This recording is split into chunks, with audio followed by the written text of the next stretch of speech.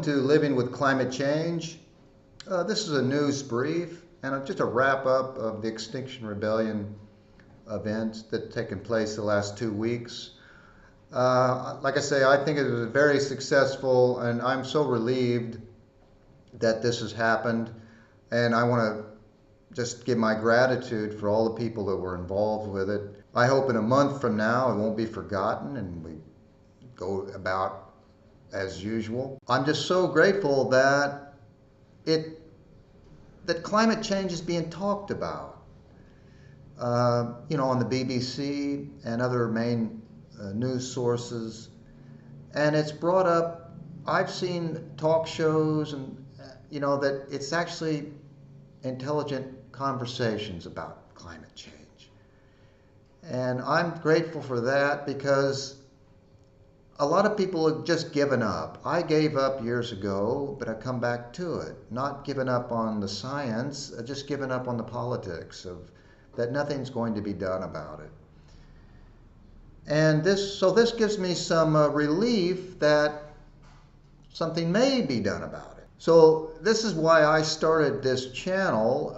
I came back to the climate change issues, and I had to do something about it. It's kind of my extinction rebellion. I had to talk about it.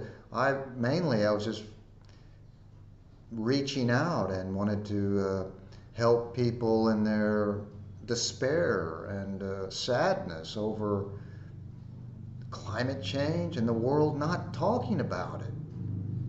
It's just beyond belief. About a year ago, I was talking to a young guy that knows about climate change, and he said, well, what do you want everybody to do? Stop and drop everything and just deal with environmental issues? The answer to that is yes. Stop everything and deal with the environmental issues. That's what Extinction Rebellion is saying. Enough is enough. The first IPCC report came out in 1990. The fourth assessment in 2007, which is 12 years ago, clearly stated that there must be immediate action taken. So that's what they're saying. I remember watching Noam Chomsky, and I'm not that big a fan of him, but he was talking about, all the problems of the world, and that they need to be taken care of by the elites, the powerful, the governments. They have to take care of these things. What do we have to lose about slowing down and degrowth and dealing with this out of control human development? Maybe it will help other of the major issues in the world. We don't know. Finally, in a perfect world, people would have developed in a more sustainable way, in harmony with nature, and would have engineered a world maybe based on biomimicry or the natural processes that are in nature, the intelligence in nature, and the way that all the other plants and species live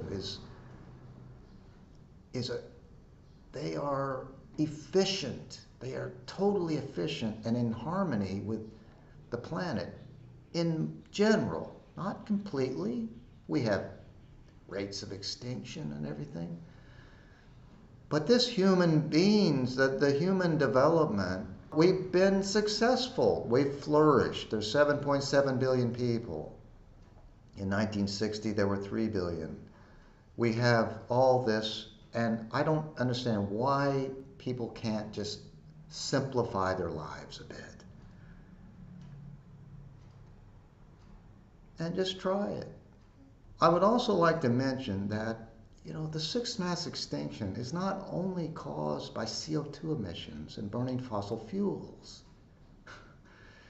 It's the way humans are developing, and they're consumption and their waste and their inefficiency of living in harmony with the world.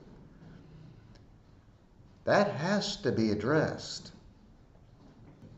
People do not understand their impact on the other species of the planet.